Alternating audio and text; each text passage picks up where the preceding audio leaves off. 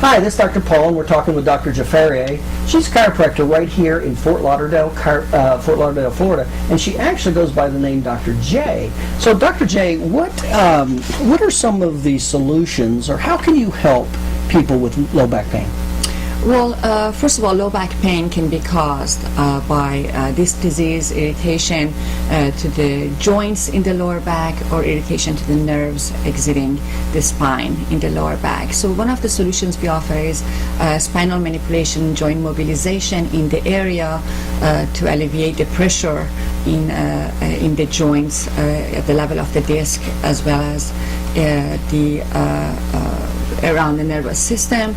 And we also use different therapies depending on what stage of healing they are in. Let's talk about just a second. You talk about stages of healing. Give me my 20 seconds of what do you mean by that? Stages of healing. Well, following an injury, the body would go through stages of healing. So the body would start going through the inflammatory phase, which usually lasts about 72 hours, and the body would start the repair process, where it would start laying down collagen fibers. And then that can last anywhere between 72 hours to 6 months, and then after that, from 6 months to a year and a half, 18 months, the body would move into the strengthening and remodeling phase. Okay, so that's how somebody's going to heal no matter what. Okay. Yes. Now, let's say we have one of those conditions. You said there was what? There was disc?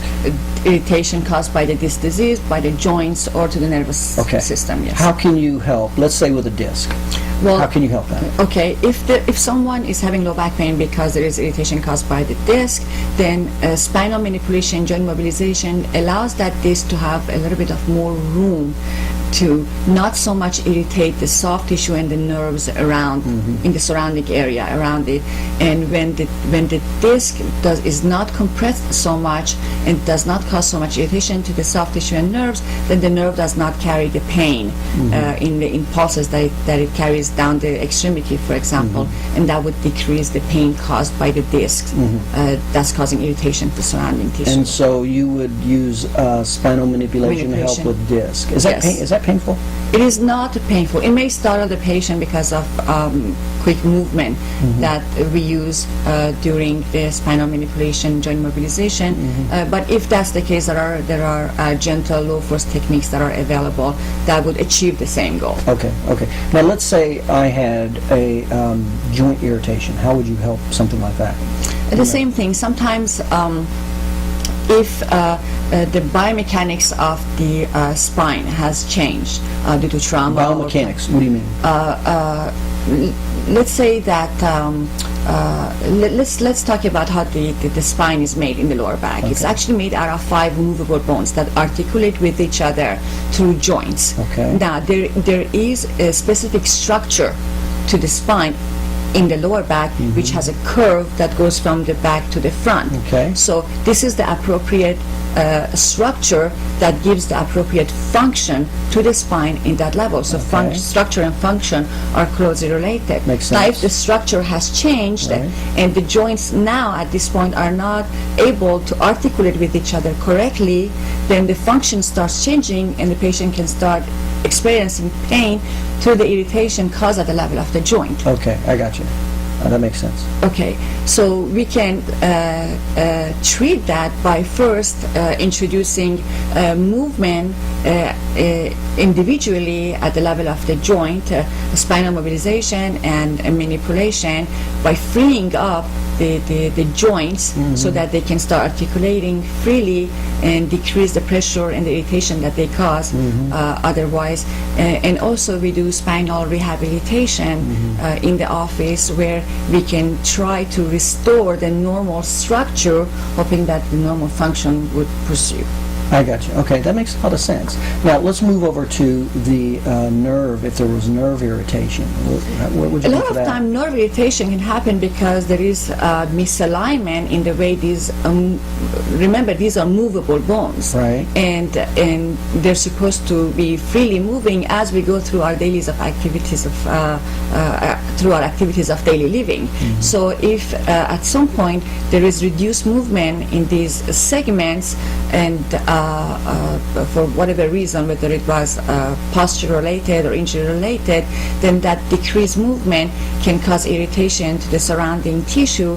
And remember that the nerve exits the spinal cord through the openings that are between two segments, two movable bones. So you have one bone, another bone, and the nerve exits in between. Now, if these bones are not freely moving, they can cause irritation in the opening where the nerve exits. I see. And that irritation would cause pain. So Okay. by creating, making sure that these segments are freely moving, okay, by spinal manipulation Right. and mobilization, we can reduce that irritation to the nervous system at that level. It sounds like sounds like you're really talking about physical medicine. You physically Absolutely. have to have those segments moved.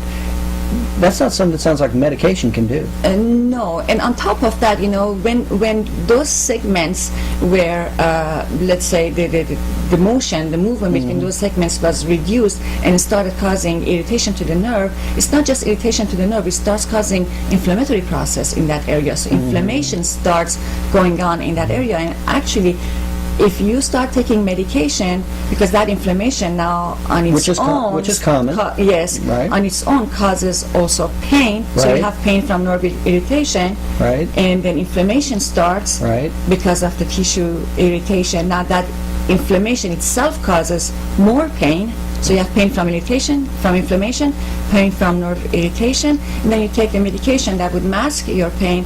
Not only mask your pain and you feel like you don't have any problem, you go on with your activities further irritating the area, but also that medication can delay the repair process which follows after the inflammatory phase. I see. That makes sense. So it sounds like if somebody was going to take over-the-counter medication, a prescription, it sounds like They would delay healing, and they could heal wrong. I got So you. by not only by doing spinal mobilization, we can also introduce different therapies to decrease that inflammation Right. that was caused originally by that nerve irritation and And what are reduce some- spinal motion. What are some therapies you would use typically to help relieve low back pain? Okay, depending again in what phase of healing they are, if it's at the beginning of the process and they are in the inflammatory phase, we would use more passive therapies such as ice therapy and electrical stimulation, where the goal is to decrease pain and decrease inflation. So that's in what the you're trying area. to do right off the bat? Right off the bat, Okay, yes. I Decrease see. inflammation, decrease pain. Okay. Then what happens? Then after you do that, then what therapies would you use? Then 72 hours later, the body starts depositing collagen fibers, which is how it starts to repair.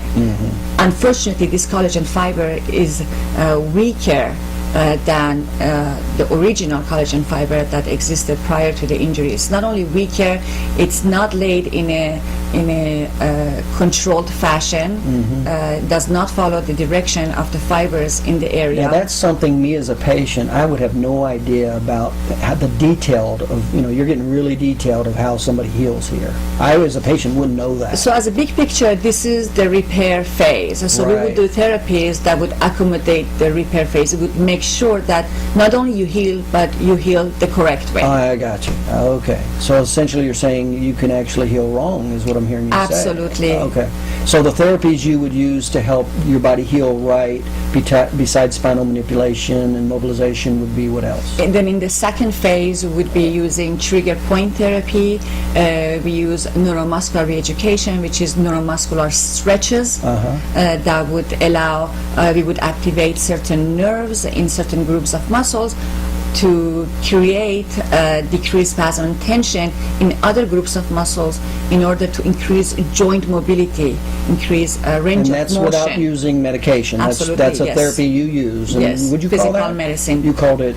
Neuromuscular re-education, which is Okay. neuromuscular stretching. So you're using the nervous system to Correct. help itself heal. Increase range of motion and healing. I got you. Okay, that makes sense. And you said trigger point therapy. What would you do that for? Yes, these are trigger points are areas of spasm in the muscle. So not only there is spasm, there is also accumulation of waste material in the cells, in the muscle in that area, and all this together not only it creates pain, it also creates more stiffness and spasm in the muscle, which reduces joint mobility and range of motion.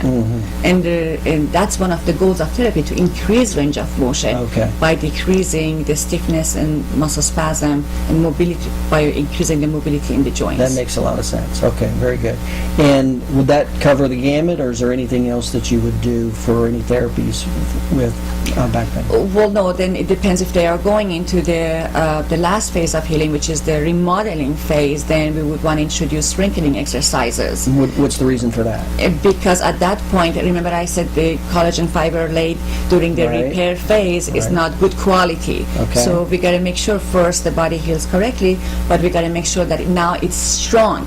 So when patients go out there and resume their activities of daily living, they do, as soon as they do other activities, their condition is not exacerbated or they don't go back to the previous injury. It's to minimize the risk of getting further injuries down the road. And the weights, a little bit of weight activity helps do, what you call the collagen, it helps that collagen heal better? Yes, and strengthen the collagen fibers, Oh, okay. actually. Okay, It's a good. strengthening process. Okay, okay. Because a joint is as strong as the muscles surrounding the joint are. So by strengthening the muscles surrounding the joint, we make sure that joint is strong and Right. it can keep up with future activities of the living. Okay, that makes a lot of sense. And you provide each one of these therapies for each of the different phases of healing? Absolutely, at the At your office? Okay. Yes. And where's your office located? We are located in East Fort Lauderdale, East Commercial Boulevard, actually 1515 East Commercial Boulevard, and we are between Dixie Highway and US 1 on the north side of the street. And what's your phone number? Our phone number is 954-229-1995.